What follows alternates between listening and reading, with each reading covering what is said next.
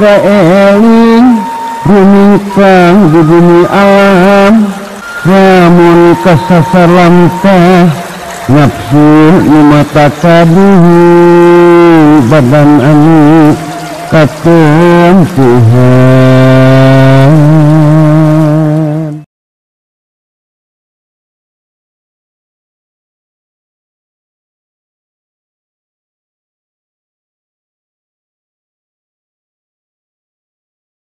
Matak supaya teu mardut meneh migawe amal ibadah kudu nyaho heula kana kaedahna. Di antara kaedah dina bab amal ibadah kullu amalin laisa lillahi fahuwa fisabili syaitani audain ilaih. Setiap amal, boh amal dohir, boh amal batin, boh amal syariat, boh amal tarekat, boh amal hakikat, boh amal makrifat, artina sakabeh amal-amalan amal ibadah nyaeta setiap gerakna jeung cicingna anjeun anu dasarna lain karena Allah,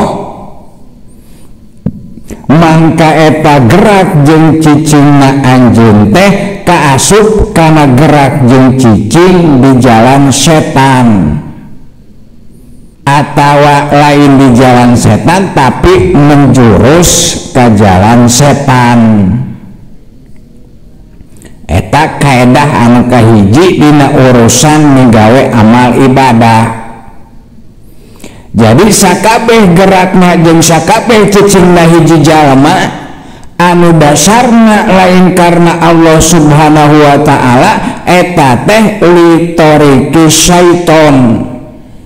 Hartina geus nuturkeun kana jejak lampahna setan. Ari setan teh nyaeta anu meunang limpahan laknatna Gusti Allah. Artina setiap jalma anu nuturkeun jejak lampahna setan mangka eta jalma teh meunang laknatna Gusti Allah Subhanahu wa taala. Contohna seperti anu tadi nyaeta seperti jalma-jalma anu dina migawe amal ibadahna dasarna karena hubu dunya, nyaeta karena obsesi kana aliyah dunya, nyaeta hayang menangkeun naon anu dipika cintana ku syahwatna tina pirang-pirang papaes dunya, tina pirang-pirang rarangkeng dunya. Cek kateranganana dina surat Hud, mangkana yuridu hayata dunya wa jinataha nuwafi ilaihim a'maluhum piha wa hum piha la yuhsun ulaika alladziina laisa lahum fil akhirati ilan nar. Sahajana anu mikarepna karena kahirupan dunya jeung kana perhiasanana ku kami dicumponan, nyaeta dicumponan ka maranehna balesan tina naon anu dipigawena, nyaeta tina amal-amalna dina ieu kahirupan dunya. Jeung maranehna di dunya teh teu dirugikeun, mangka etalah jalma-jalma anu teu marenang nanaon engke di akhirat kecuali neraka. Sabalikna ti eta sing saha jalma anu dina migawe amal ibadahna anu gerak jeung cicingna dasarna karena Gusti Allah Subhanahu wa taala, mangka etalah jalma anu kaasup kana litorikil anbiya, nyaeta jalma anu mengikuti kana jejak lampahna Kangjeng Nabi alaihi wassalatu wassalam. Ari Kangjeng Nabi alaihi wassalatu wassalam teh nyaeta anu meunang limpahan rahmat ti Gusti Allah. Hartina saha jalma anu tekad ucap lampahna mengikuti Kangjeng Nabi Muhammad alaihi wasallam, mangka etalah jalma anu baris menang rahmat. Gitu matak dina prakal megawe amal ibadah kudu apik, kudu tartib, ulah karena karep hawa nafsu kasetanan. Di antarana kudu apik teh kudu tartib teh nyaeta dina samemeh megawe amal ibadah.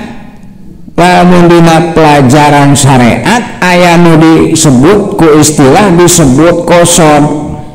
Muncul kasauran Imam Syafi'i teh ama qasdu syai'in muqtarinan bi fi'lihi. Memeh muqtarinan bi fi'lihi qasdu syai'in heula. Artina setiap amal ibadah memeh dipigawe kudu dikosod heula. Ari dikosod teh artina tasmim nyaeta nganyatakeun perkara anu rek dipigawe dina batin, saperti dina hate jeung dina otak. Contoh misalnya ujang rek sholat peuting, mangka eta sholat peuting anu rek dipigawe ku ujang teh samemeh dinyatakeun ku jawareh nyaeta ku anggota badan di alam dohir nyaeta di tempat sholat dina luhureun sajadah, mangka nyatakeun heula eta sholat peuting teh ku otak jeung ku hate di alam batin nyaeta dina alam pikiran jeung dina alam perasaan. Jadi memeh ngawujud di luhur sajadah eta salat teh kudu geus ngawujud dina hate jeung akal, sehingga anu ngawujud dina dohir jeung ngawujud dina batin teh akur. Dohirna ngawujud salat, batinna oge ngawujud salat.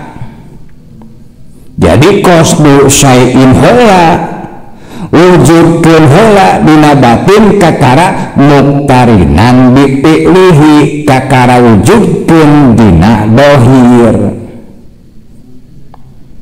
Ngawujudkeun dina batin nyaeta ku otak jeung ku hate, sedengkeun ngawujudkeun dina dohir nyaeta ku anggota badan.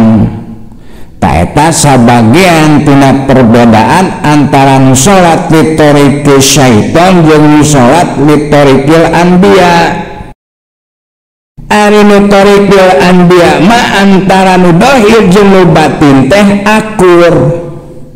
Nu ngawujud dina dohir sholat, nu ngawujud dina batin oge sholat.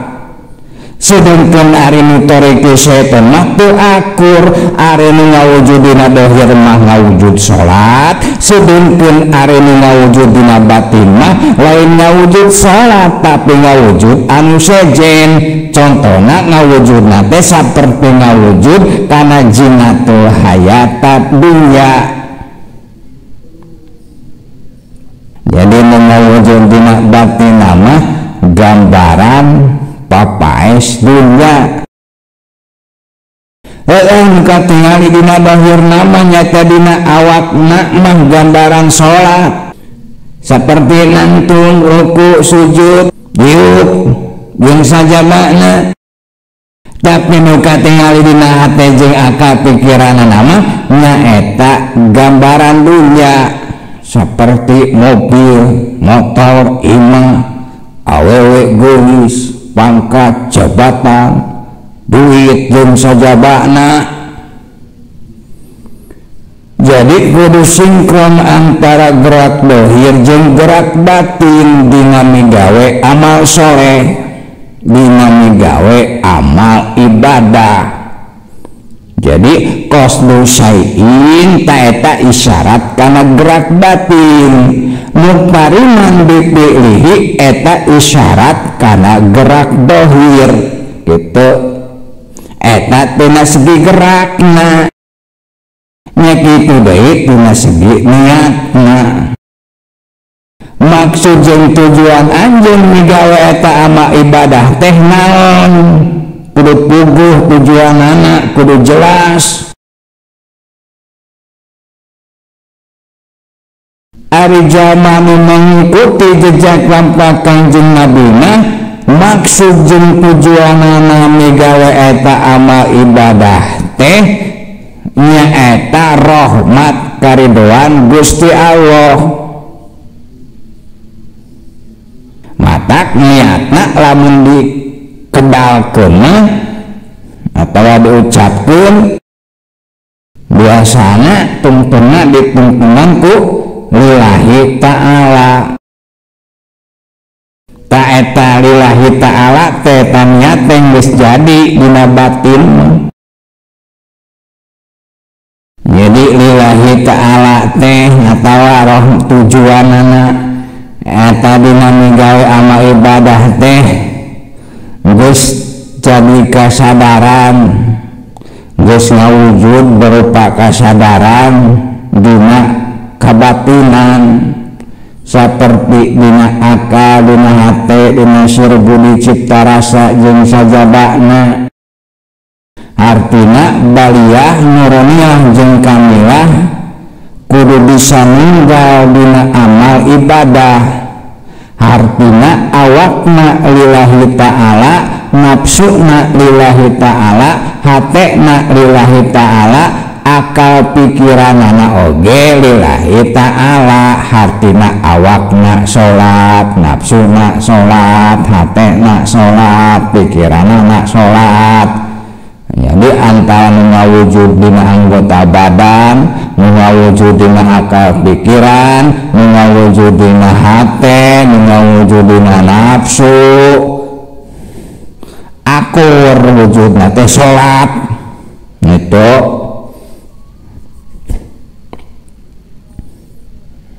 Jadi ari amal ibadah teh ibarat kendaraan.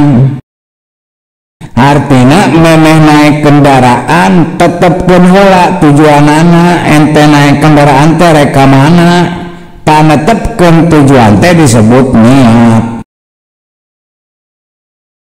Jalma nu naik kendaraan tujuanana rahmat karidoan Allah eta disebut mitorikil anbiya. Artina eta kendaraan teh berjalan di jalan anu ditempuh ku Kangjeng Nabi. Sedengkeun ari jalma anu naik kendaraan tujuanana lain rahmat karidoan Allah, tapi tujuanana teh papaes kahirupan dunya saperti kabeungharan, kasaktian, kajayaan, perempuan, kapangkatan, kakuasaan jeung sajabana eta disebut litoritus syaiton. Hartina eta kendaraan teh berjalan di jalan anu ditempuh ku setan. Jalan ditempuh ku Kangjeng Nabi ujungna ka sawarga, sedengkeun jalan anu ditempuh ku syaiton ujungna teh ka neraka kitu. Eta dina prapakanana. Jadi kudu bisa ninggalkeun atawa ngakurkeun antara wujud dohir jeung wujud batin. Hartina deui nu ngawujud dina dohir teh kudu sarua jeung nu ngawujud dina batin. Dohir ngawujud sholat, batina oge ngawujud sholat, ngawujud dunya. Iya mah dohir mah ngawujud sholat, ngawujud zikir, ngawujud ngaberes Quran, ngawujud amal-amal ibadah. Tapi batina mah sing horeng ngawujudna teh ngawujud dunya itu. Eta sasar tuh lamun ngawujudkeun amal ibadah seperti sholat tadi dinya anjeun kudu musyahadah. Nyaeta musyahadah ka Gusti Allah kadat anu diibadahan. Dina bab musyahadah anu berlaku secara umum ari secara umum teh maksudna secara ilmu nyata aya dua makom anu disimbolkeun ku dua kalimat syahadat. Kahiji makom la ilaha illallah, kadua makom Muhammadur Rasulullah. Ari musyahadah dina makom la ilaha illallah carana nyaeta pandang ku anjeun yen ngajadikeun eta perbuatan amal ibadah anjeun teh Gusti Allah Subhanahu wa ta'ala. Dasar hukumna surat As-Saffat ayat 86, wallahu khalaqakum wa ma ta'malun. Padahal Gusti Allah anu ngajadikeun anjeun jeung perbuatan anjeun. Artina la ilaha illallah la fa'ila illallah, teu aya pangeran anu ngajadikeun salianti Gusti Allah. Tak kusabab gitu mangka dina satiap perbuatan amal ibadah anjeun di dunia anjeun kudu sadar yen eta perbuatan amal ibadah anjeun teh anu wujudna mangrupa salat, mangrupa zikir, mangrupa ngadares Quran jeung sajabana. Eta teh lain ciptaan anjeun tapi ciptaan Gusti Allah. Artina ulah diaku menang anjeun. Kadituna dina hablu minallah tong ngarasa Gus berjasa ka Gusti Allah deme anjeun migawe amal ibadah. Komo nepi ka menta puruh tina eta amal ibadah. Jalma anu menta buruh tina amal ibadah mah eta teh jalma lieur. Disebut lieur teh heueuh menta buruh tina naon anu lain meunang manehna. Pan lieur zaman kitu mah. Mun kitu eta perbuatan amal ibadah teh ciptaan manehna, kakara wajar, kakara waras, kakara pantes lamun manehna menta buruh heueuh. Ieu mah menta buruh tina naon anu diciptakeun ku Gusti Allah. Kelieur kana ngeunan ge tasuk akal. Masuk akal mah anjeun syukuran ka Gusti Allah nganuhunkeun hatur nuhun ya Allah parantos ngajadikeun abdi jalma anu migawe amal ibadah. Sabab eta anjeun jeung amal ibadahna eta teh jajadian Gusti Allah. Lain menang anjeun, lain jajadian anjeun. Kitu carana. Lamun bersyukur kitu mah da ku anjeun kitu kudu dipenta ari soal ganjaran-ganjaran mah sabab eta mah geus jadi aturan hukum syariatna Gusti Allah anu geus ditetepkeun anu moal robah deui nepi ka kiamat tetep berlaku eta mah. Salat aya ganjaranana, ngaji aya ganjaranana, kana amal ibadah teh aya ganjaranana. Jadi kahiji amal ibadah aya ganjaranana, kadua syukur kana eta amal ibadah ta eta syukur oge aya ganjaranana. Lamun anjeun bersyukur begitu di dunia tengke teh karasa teu kudu nungguan ente paeh di akhirat, di dunia keneh ge garasa ganjaran-ganjaran teh. Jadi sing ingat teh sakabeh perbuatan amal ibadah anjeun tong dipandang sebagai ciptaan anjeun, tong diaku sebagai meunang anjeun. Ta eta dina makom tauhid panghandapna disebut tauhid af'al la ilaha illallah la fa'ila illallah. Dalilna wallahu khalaqakum wa ma ta'malun. Muka dua makom Muhammadur Rasulullah. Ari Muhammad dina makna hakikat nyaeta nur. Nyaeta nur anu dijadikeun sadaya alam jeung pangesina disebut nur Muhammad. artina Nur Muhammad teh meliputi sadaya alam jeung pangusina, sabab sadaya alam jeung pangusina dijadikeun tina Nur Muhammad. Sedengkeun Muhammad dina makna syariat nyaeta seorang hamba anu meunang limpahan rahmat ti Gusti Allah.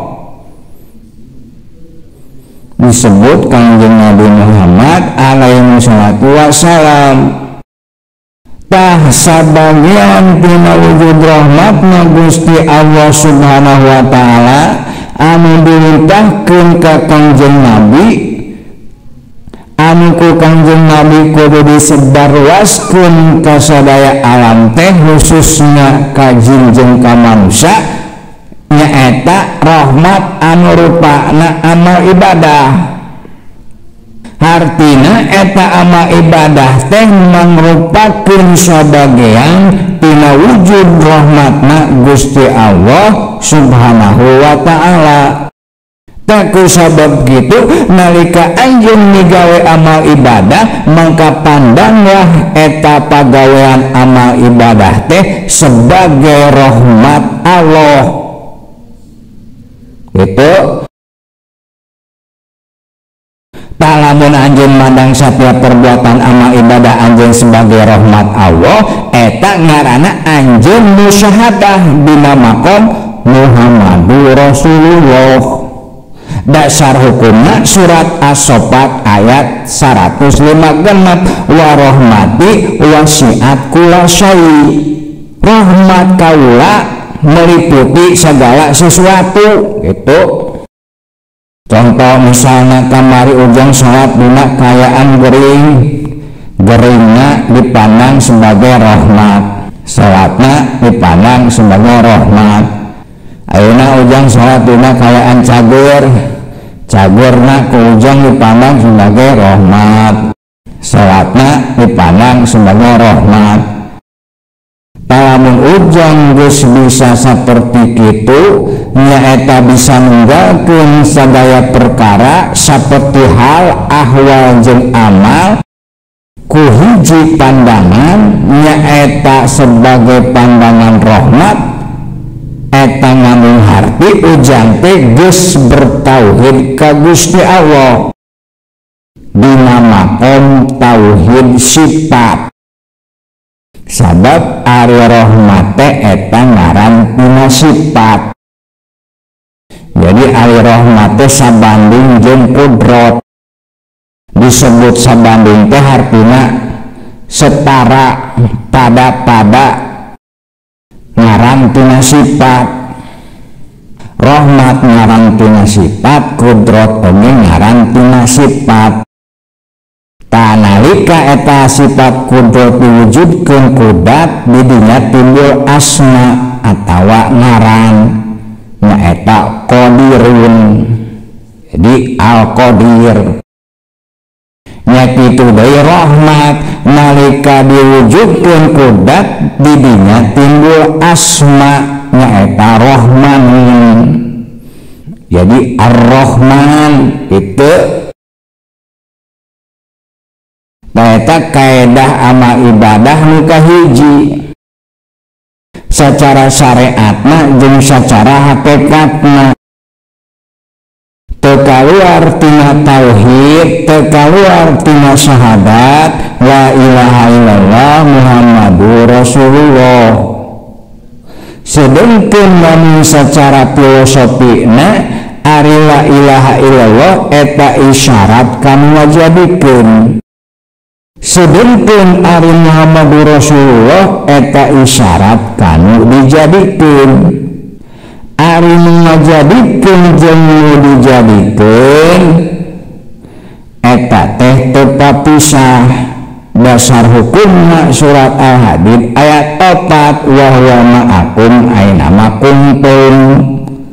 Jeung anjeunna marangan anjeun di mana wae anjeun ayana. Jadi anjeunna nyaeta ngajadikeun anjeun teh jeung anjeun dijadikeun teu papisah. Teu papisah jeung hayatna, teu papisah jeung kudratna, pisah jeung irodatna jeung samakna jeung basorna jeung kalamna jeung ilmuna jeung rahmatna. Heueuh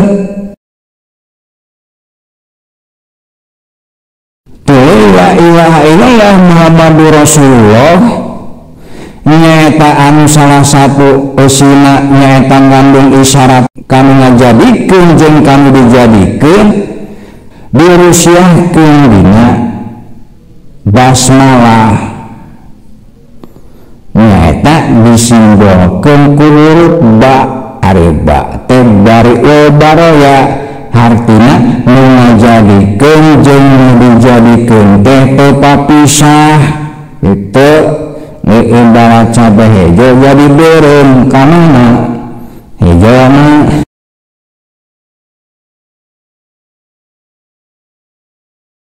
lamun ujang ngucapkeun bismillahirrahmanirrahim tadi nyaeta bismillah ngucapkeun ku ujang teh sabaraha asma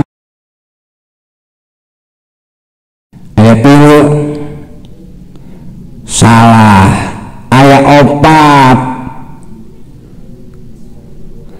kahiji Allahu eta ngaran tina dat nu ngajadikeun kadua Ar-Rahman jeung atilu Ar-Rahim eta ngaran tina sifat nu ngajadikeun. Ari hiji deui nu kaopat naon